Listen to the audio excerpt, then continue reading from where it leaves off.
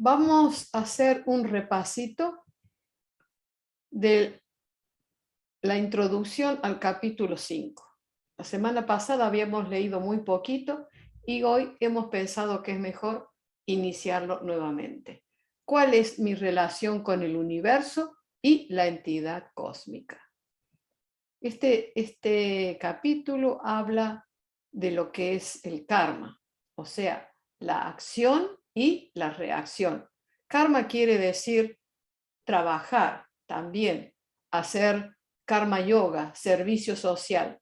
Pero en este caso se habla de cómo una acción resulta siendo una reacción en la mente, esperando una nueva reacción. Por ejemplo, yo tiro una pelota contra la pared. ¿Qué pasa? La pared rebota. O sea, la acción original era lanzar la pelota. La reacción es la pelota vuelve contra mí. Y eso es lo que es la ley del karma. ¿Ok? Si hacemos buenas acciones, recibimos buenas reacciones. Si hacemos malas acciones, pues las reacciones nos enseñan que no debemos volver a hacer malas acciones. O sea, todo es un aprendizaje, ¿ok? No es que Dios nos esté castigando, no, de ninguna manera. Si yo tiro la pelota y la pelota rebota contra mí, ¿qué culpa tiene Dios? ¿No es cierto? Yo soy responsable de mis acciones, ¿ok? Pero siempre no podemos dejar de trabajar. Es muy interesante la relación del karma con la meditación. Hay diferentes tipos de reacciones.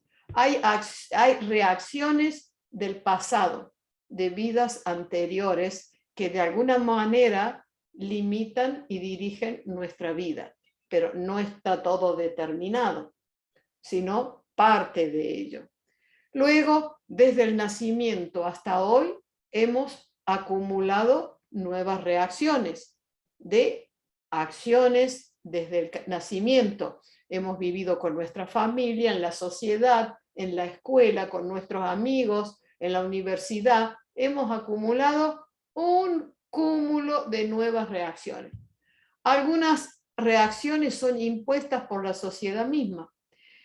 Si yo digo, no voy a hacer ninguna acción, me voy a quedar sentado, pero me quedo sentado y estoy pensando y sigo creando reacciones en mi mente. Entonces, ¿cómo me libero de todo eso? Porque lograr la autorrealización significa limpiar la mente, gastar todas estas reacciones para que la mente se funda libremente en la conciencia cósmica. Bueno, ¿cómo se hace eso? Primero, al aprender meditación y practicar la primera lección en Ananda Marga, nosotros vemos que nos sentamos a meditar y cuánto tiempo nuestra mente va de un sitio a otro. Bueno, primero, hay que hacer los procesos de meditación correctamente para poder concentrarse. Segundo, el mantra va limpiando, puliendo la mente de todas las reacciones de esta vida.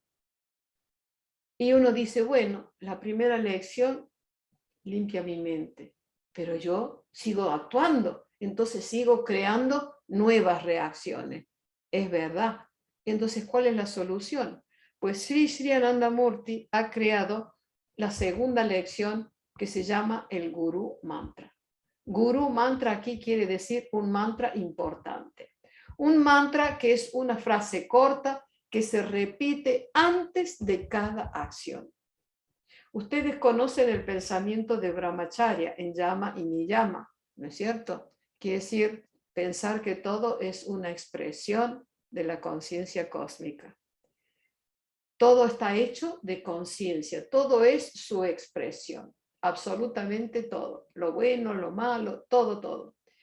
Entonces, si antes de cada acción, conscientemente, y yo repito el mantra y pienso que, por ejemplo, antes de dar la clase, yo voy a cerrar los ojos y voy a pensar que dar la clase y hablar con ustedes es una expresión de Brahma.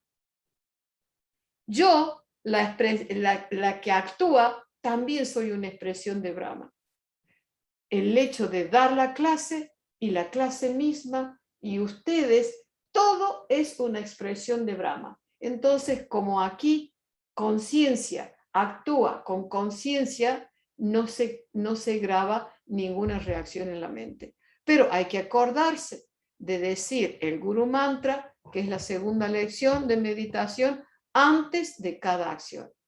La persona que todavía no haya obtenido la segunda lección, pues utilizando Brahmacharya, que es la ideación, el principio que dice que todo está hecho de Brahma, todo está hecho de conciencia infinita, pues también de esa manera logramos que nuestras acciones creen solo una vibración espiritual. Muy bien. La conciencia individual siempre permanece como un ente testigo y cualquier acción realizada por la entidad yo no tiene un efecto en ella. La conciencia individual siempre permanece como un ente testigo y cualquier acción realizada por la entidad yo no tiene ningún efecto en ella. Quiere decir que la parte de la mente que es el yo existo, que nosotros conocemos como Mahatattva o Bodhisattva, actúa, pero la conciencia individual, el alma individual o el espíritu individual, que es lo mismo en el yoga, no recibe las reacciones que la mente crea. ¿Ok? Un ente testigo o conocedor no tiene que ejecutar ninguna acción, por lo tanto, el estatus de la conciencia individual permanece única e inalterablemente como testigo. Eso está claro, ¿verdad? Muy bien. Solo quien siembra cosecha. En consecuencia, únicamente la entidad que posee el sentimiento del yo experimentará los resultados de todas las acciones, puesto que es la que da origen a todos esos hechos. El ente testigo o ente conocedor, que es el alma, solo permanece como espectador sin experimentar ningún resultado, ya que no lleva a cabo la tarea. El yo existo, el Bodhisattva, en realidad no realiza ninguna acción, pero gracias a su conocimiento de la existencia y el sentimiento del yo, la persona puede actuar por medio del yo hago o ego ahantattva. Quiere decir que el alma es solo un testigo. El yo existo de la mente, como es el testigo de el ego del ahantattva y del yo he hecho, que es el chitta, donde se manifiestan también las reacciones, las visualizaciones, los sonidos, los pensamientos, etc. Entonces, si el yo existo no estuviera presente en la mente, las otras partes pasarían desapercibidas. Y como hemos dicho, existe un escenario. En el escenario hay una gran lámpara, que digamos que es el yo existo. Y esa lámpara presencia todo lo que pasa, pero tampoco actúa, pero está vinculada a las acciones de los actores. ¿Ok? Si no hubiera luz en el escenario, el yo existo no estaría allí, entonces podrían pasar miles de cosas en la oscuridad, pero nadie las presenciaría. Entonces, el yo existo, el Bodhisattva, en realidad no realiza ninguna acción, pero gracias a su conocimiento de la existencia y del sentimiento del yo, la persona puede actuar por medio del yo hago o ego ahantattva. Por ello, ese sentimiento del yo está relacionado tanto con la ejecución de las acciones como en el resultado de las mismas. Claro, es decir, el Bodhisattva, el yo existo, no realiza las acciones, las realiza el ego, el ahantattva, pero como está presente, está relacionado, presenciando las acciones originales y también los resultados. quiere decir que no hace nada, pero ahí está, y entonces está vinculado a la mente, ¿ok? Porque presencia todo. Por ello, ese sentimiento del yo está relacionado tanto con la ejecución de las acciones como en el resultado, con el resultado de la misma. Los resultados de las acciones que Ahantadva realiza se forman en Chitta. Eso es. Todo lo que el yo, el ego o el Ahantadva, todas las acciones que realiza, se forman, el resultado se forma en el Chitta, que es la parte, el yo he hecho. O sea, vamos a recordar que la mente tiene tres partes: el yo existo, el yo hago y el yo he hecho. El yo existo, presencia, el yo hago, actúa, y todo se manifiesta en el yo he hecho. ¿Ok? Muy bien.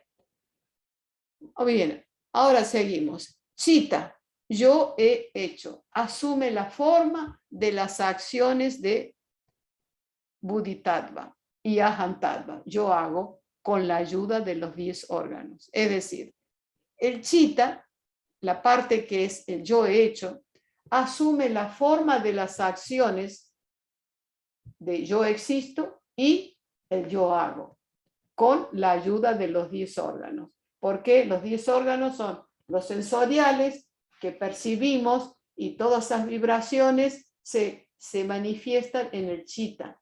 ¿Ok? Y también todo lo que pensamos e imaginamos y actuamos también se manifiesta en el Chitta. O sea que los 10 órganos sensoriales y motores están relacionados con el Chitta, con el yo he hecho. Y claro, el yo hago los ve, los presencia, los ve, los huele, los toca, los gusta, los sentidos sensoriales. ¿Ok?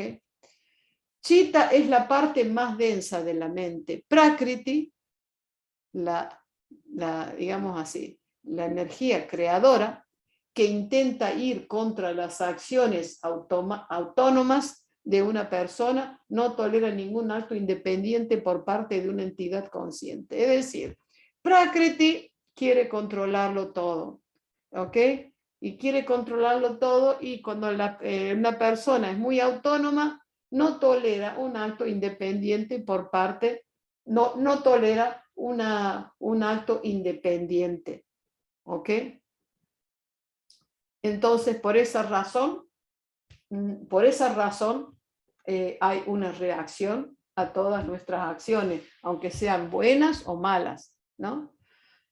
Como la conciencia se refleja plenamente en los seres humanos, ellos pueden comprender sus limitaciones e intentan desafiar la autoridad de Prakriti.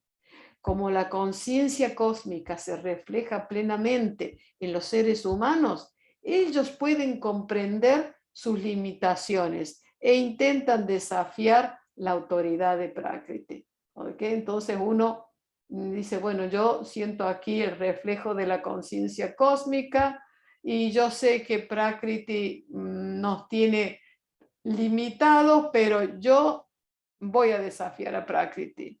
En este esfuerzo, ellos van en contra de sus designios, y ella, a su vez, va en contra de los esfuerzos de los seres humanos a fin de mantener su dominio. Quiere decir que si nosotros no seguimos las leyes de Prakriti, entonces se rebela contra nosotros, ¿ok?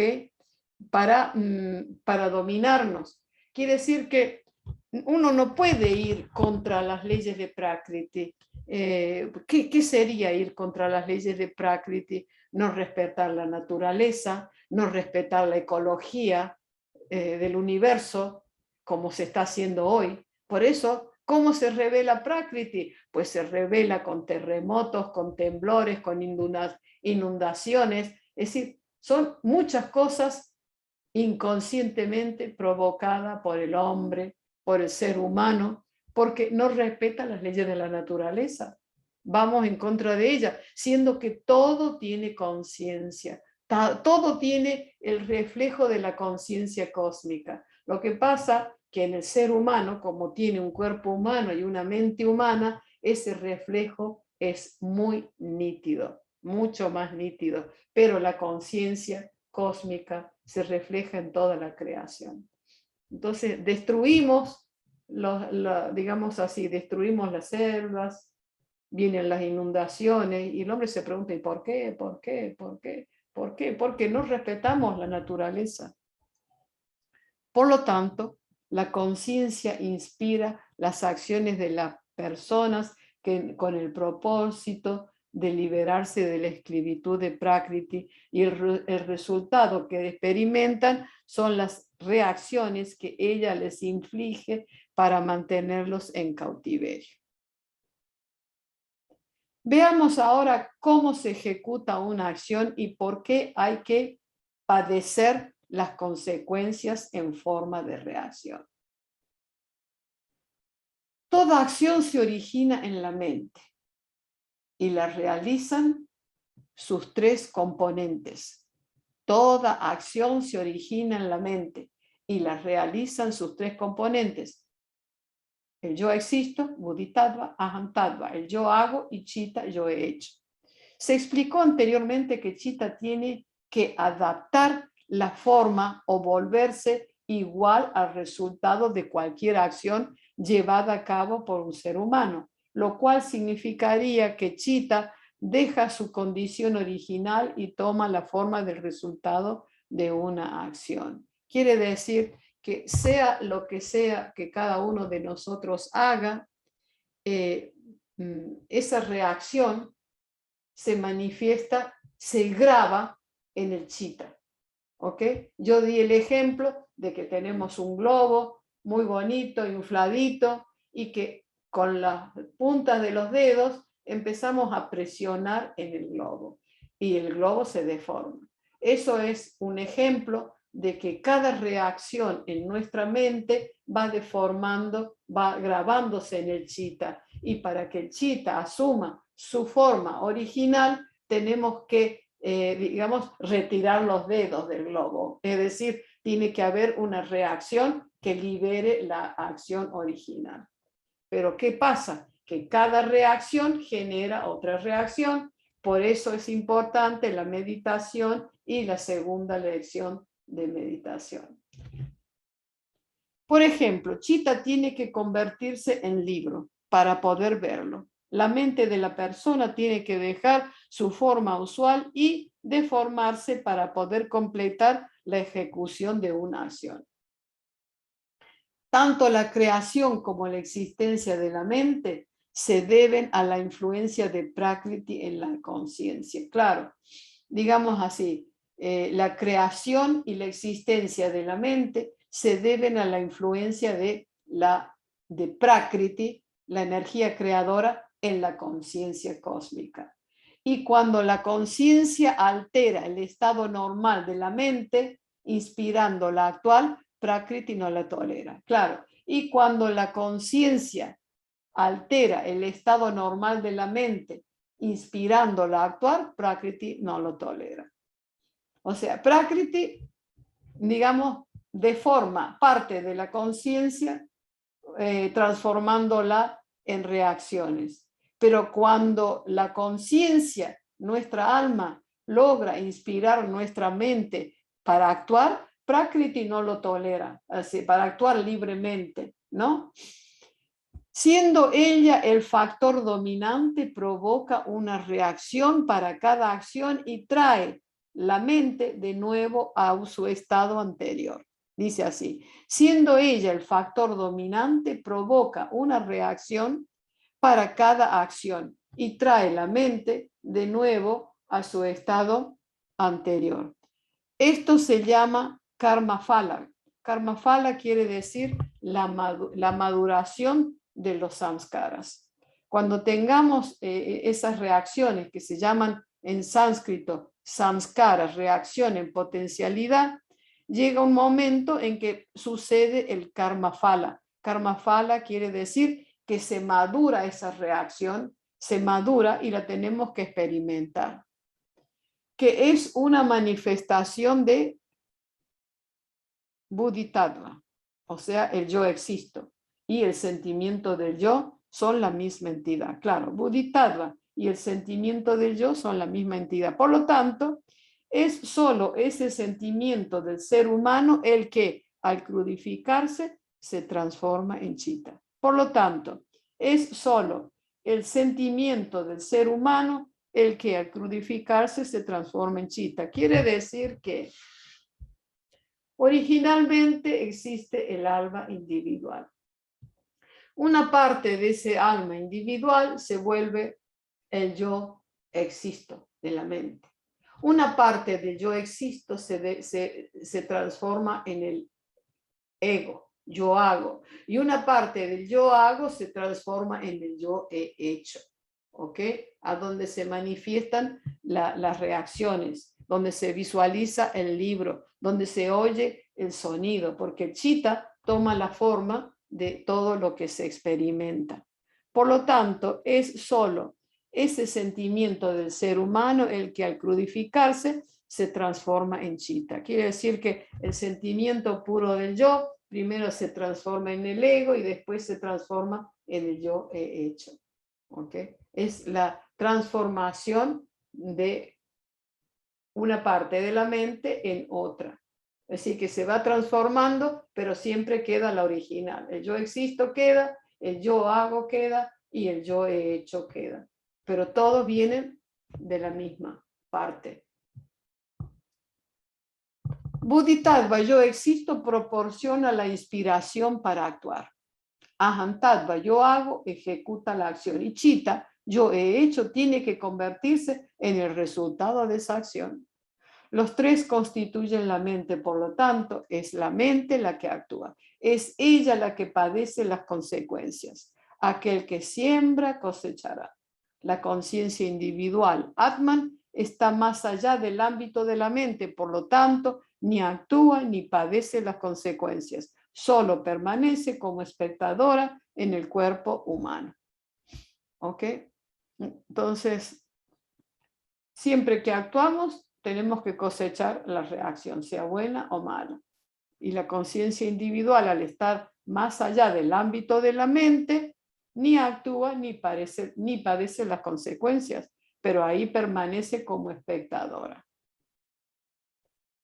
La conciencia purusha y su principio cualificador prakriti son independientes uno del otro de sus respectivas influencias en la suprema entidad sin atributos, nirguna, donde la conciencia mantiene el estado supremo, mientras que en la entidad suprema con atributos a Guna Brahma, la conciencia purusha se encuentra bajo el sometimiento de prakriti, lo cual origina la creación del universo según los designios de prakriti. Entonces, nosotros sabemos que antes de la creación existe Nirguna Brahma. Nirguna Brahma quiere decir la conciencia cósmica no expresada. Allí no hay creación. Entonces, por eso dice que en ese estado, Purusha, la conciencia y Prakriti permanecen, digamos, dice, son independientes uno del otro de sus respectivas influencias. ¿Ok?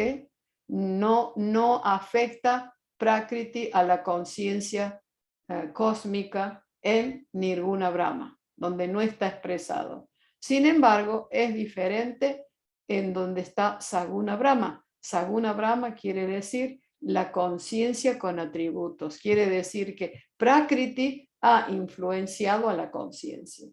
Entonces, ¿qué decimos? ¿Es Prakriti más poderosa que la conciencia? No, es que la conciencia se deja influenciar con el propósito de que se cree el universo. Purusha se encuentra bajo el sometimiento de Prakriti, lo cual origina la creación del universo según los designios de Prakriti. Sí,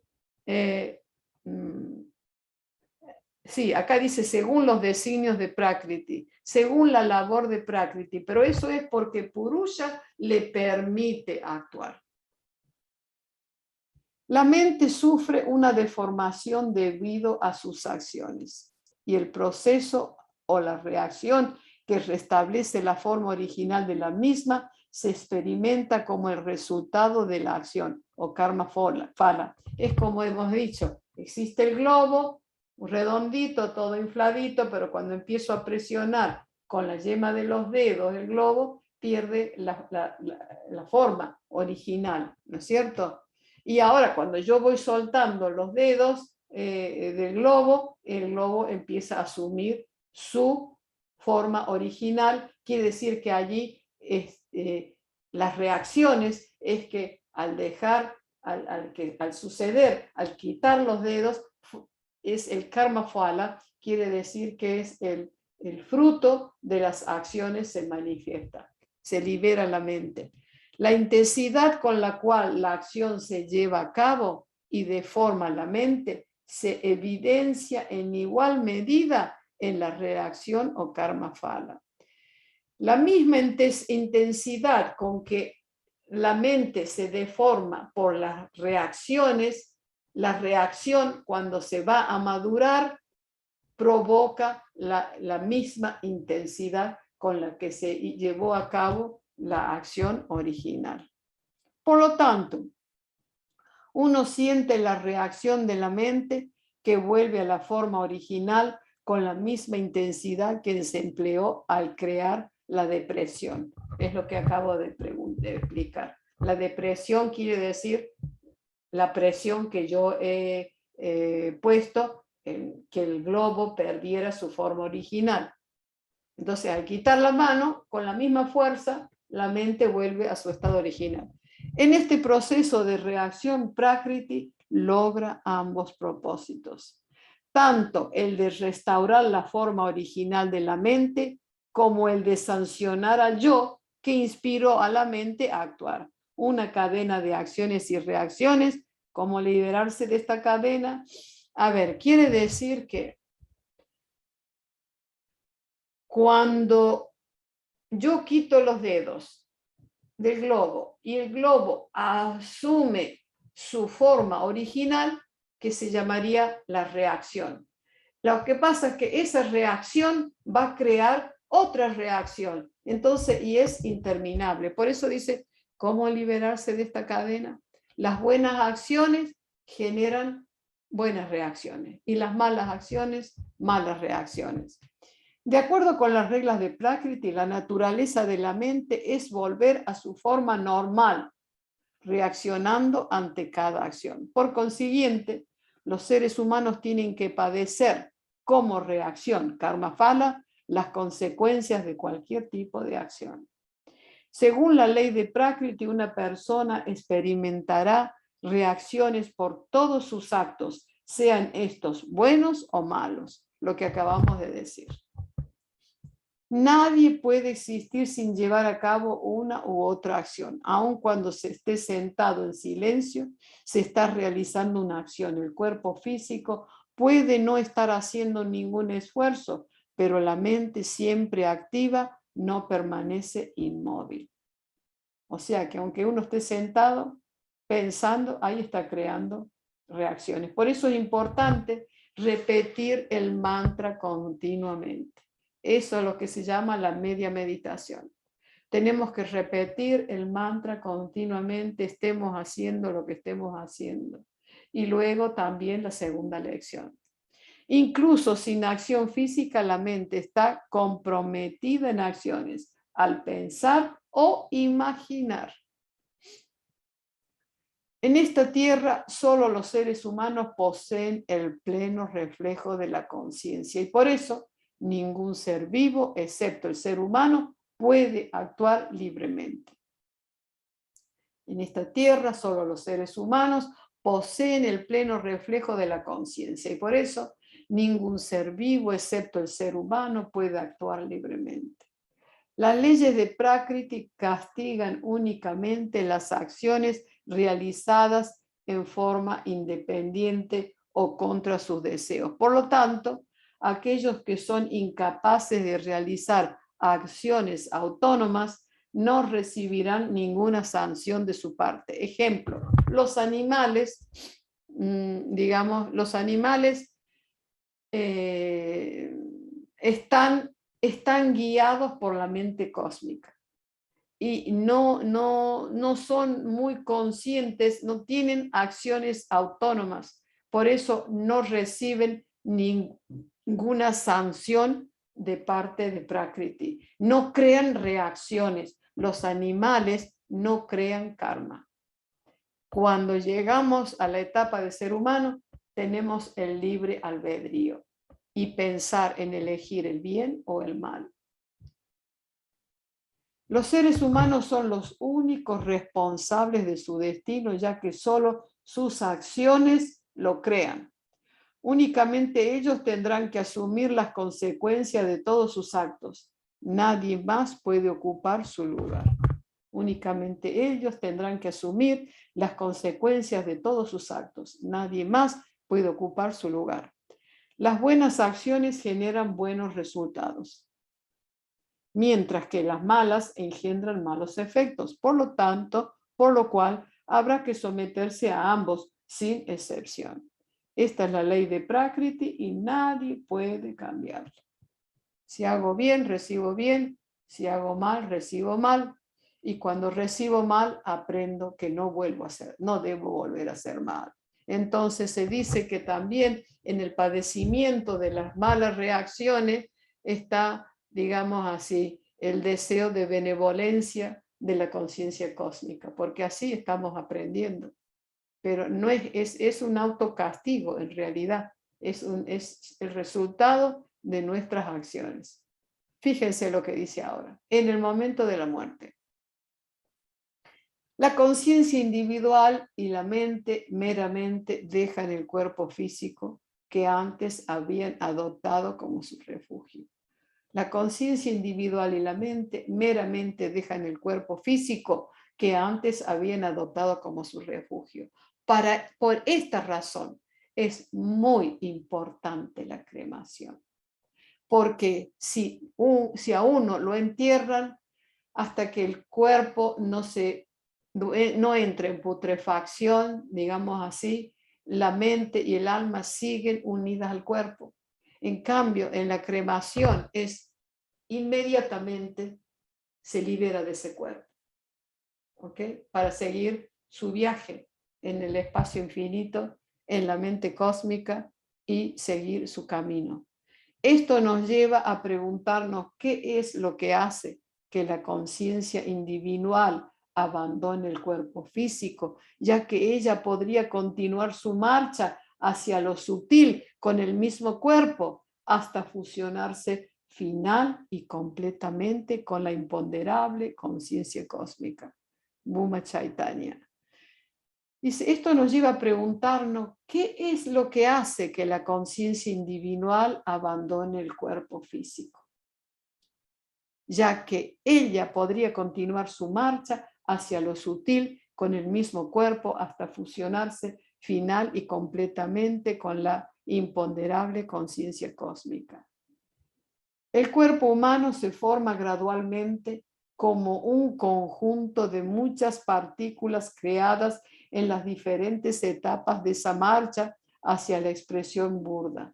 Habrá algunas partículas en la etapa que representa el factor etéreo y otras en las etapas que representan los factores aéreos, luminosos, líquidos y sólidos. Es decir, en el cuerpo humano se forman gradualmente como un conjunto de muchas partículas creadas en las diferentes etapas de esa marcha hacia la experiencia burda. Habrá algunas partículas en la etapa que representa el factor etéreo y otras en las etapas que representan los otros factores aéreos, luminosos, líquidos y sólidos. Quiere decir que al mismo tiempo que nosotros estamos marchando hacia la espiritualidad con nuestra mente, con nuestra alma individual, al mismo tiempo en nuestro cuerpo se va desarrollando la creación misma, porque hay partículas en los diferentes estados de los diferentes factores. Las que se encuentran en el factor etéreo tendrán que avanzar al factor aéreo y así sucesivamente hasta convertirse en el más denso, el factor sólido. Esta es la voluntad de Prakriti y en el proceso de la creación la conciencia cósmica avanza según esta norma, por lo cual el cambio en el cuerpo humano es inevitable. Para lograr este cambio es necesario la muerte. Quiere decir que las diferentes partículas en nuestro cuerpo que están allí en diferentes estados de los factores fundamentales siguen progresando, van progresando de un factor a otro. Y cuando uno deja este cuerpo físico, también esas partículas siguen avanzando. Baba dice, lo que es hoy una partícula de polvo, en el futuro lejano llegarán a ser un ser humano.